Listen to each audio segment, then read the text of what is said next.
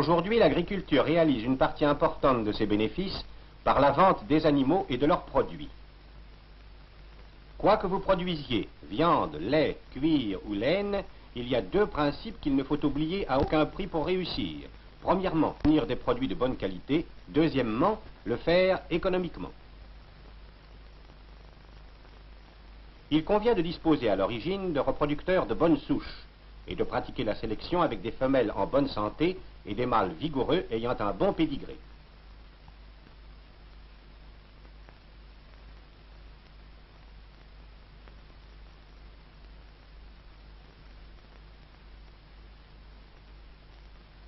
En élevant des bêtes de mauvaise qualité, vous perdez votre temps et votre argent. Vous aurez beau les nourrir abondamment, ils ne pourront pas donner des animaux vigoureux. Vous avez avantage à vous débarrasser des animaux de qualité inférieure pour faire place à des bêtes productives qui assimileront bien les aliments. Après avoir sélectionné les bêtes, il faut se préoccuper de l'entretien des herbages. Il faut savoir à quel moment un pâturage ne suffit plus à nourrir le troupeau et quand il convient de passer sur un autre. Il faut savoir tirer des aliments du sol, mais éviter de l'appauvrir.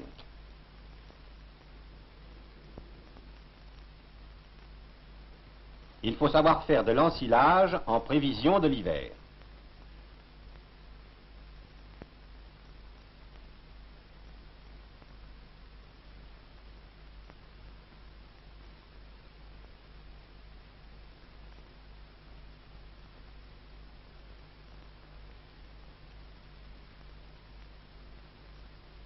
N'oubliez pas que les animaux, quelle que soit l'espèce ou la race à laquelle ils appartiennent, utilisent environ la moitié de leur nourriture pour se maintenir en état. Avec l'autre moitié, ils donnent de la viande, du lait, de la laine, des œufs et de beaux rejetons. Les animaux doivent être nourris en fonction de ce qu'ils produisent. Une vache laitière devra recevoir la nourriture lui permettant de produire le lait, tandis qu'une attelée de percherons aura besoin d'une nourriture qui lui donnera la vitalité et l'énergie nécessaires à un dur labeur. Il faut qu'il y ait équilibre entre les 6 groupes d'aliments dont les animaux ont besoin. Ces 6 groupes sont les protéines, les hydrates de carbone, les graisses, les vitamines, les matières minérales et l'eau. Que permettent-ils de produire?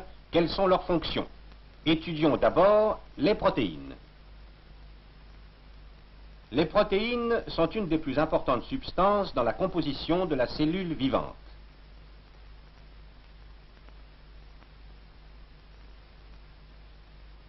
Chaque animal est constitué par plusieurs millions de cellules dont les protéines forment l'élément essentiel.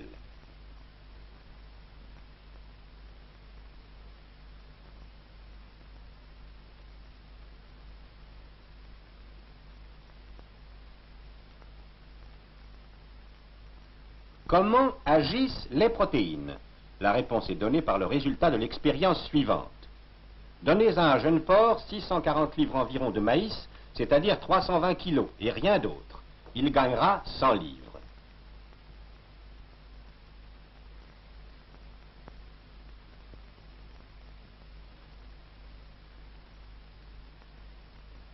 Maintenant, prenez un autre jeune porc et ne lui donnez que 380 livres d'un mélange de maïs et de tourteau, lin, soja, haricots, extrait de viande ou de petit lait, contenant d'autres protéines. Vous verrez qu'il gagnera également 100 livres ou 50 kilos, mais il aura engraissé avec moins de nourriture, plus vite et avec moins de frais.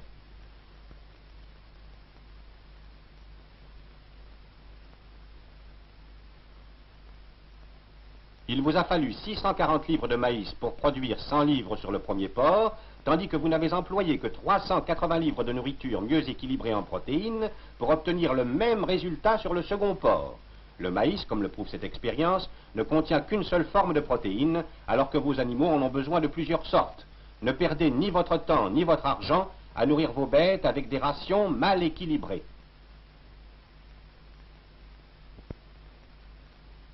Quant aux hydrates de carbone, ils sont la source d'énergie nécessaire aux rudes travaux et permettent aux animaux de rester gras et de garder leur chaleur. En une dure journée de labour, vos chevaux brûlent les hydrates de carbone comme un foyer brûle le charbon. Il faut donc leur en donner.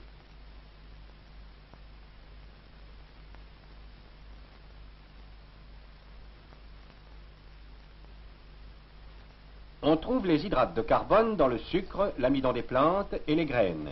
Il est donc nécessaire de faire des réserves d'aliments riches en hydrates de carbone afin de maintenir vos animaux de trait en bonne forme durant l'hiver. Ensuite viennent les corps gras, qui sont aussi source d'énergie. Les corps gras sont utilisés par l'organisme des animaux pour la fabrication de la graisse qui les protège du froid. Si vos bêtes n'ont pas de corps gras dans leur ration, elles usent leurs amidons et leur sucre pour maintenir leur chaleur et leur énergie. Aussi est-il avantageux d'inclure dans leur ration une certaine quantité de ces corps gras. Passons maintenant aux vitamines.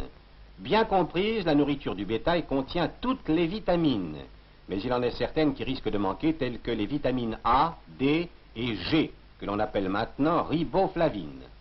En premier lieu, les animaux ont besoin de la vitamine A pour la reproduction.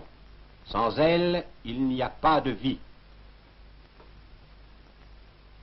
Une vache laitière a besoin de la vitamine A pour donner du lait. Les jeunes animaux en ont besoin pour se développer. Sans vitamine A, ils deviennent sensibles à toutes sortes de maladies, telles que pneumonie, diarrhée, convulsions, cécité, et finalement la mort peut s'en suivre. Souvenez-vous que l'on trouve la vitamine A dans les pâturages verts, le foin bien séché et les légumineuses.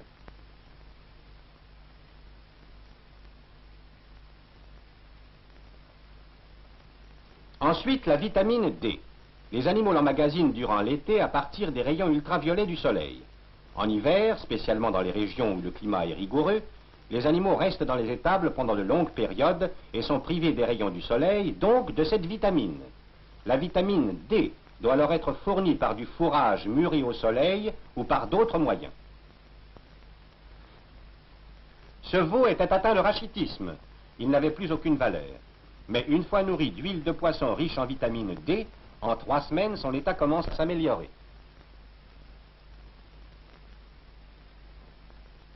3 mois plus tard, vous n'auriez plus reconnu l'animal. Les vitamines opèrent presque des miracles. L'action du soleil seule est insuffisante pour détruire les germes nocifs. Aussi les animaux doivent-ils être maintenus dans de bonnes conditions sanitaires. La malpropreté annule tous les avantages d'une bonne nourriture.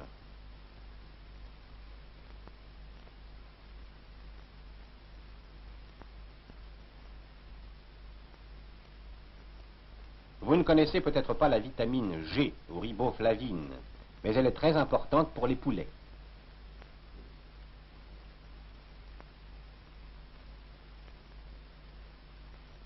Cette expérience, faite sur 2 poussins du même âge, montre que celui sans vitamine G est nettement déficient, alors que l'autre, ayant reçu du petit lait séché contenant de la vitamine G, est plein de santé et de vigueur.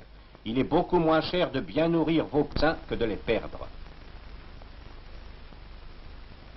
Vos champs et vos pâturages doivent être riches en éléments minéraux: phosphore, calcium, fer, manganèse, cobalt, iode, sel, magnésium, afin que vos bêtes en profitent.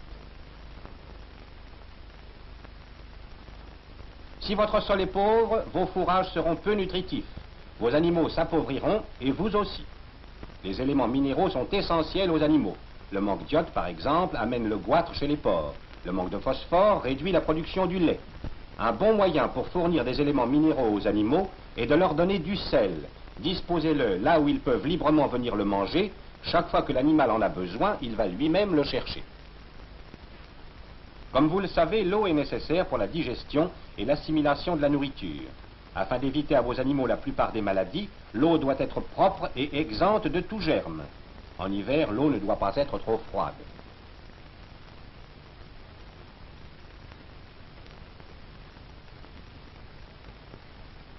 Tout cela est essentiel pour avoir de beaux animaux qui produiront un maximum avec un minimum de dépenses.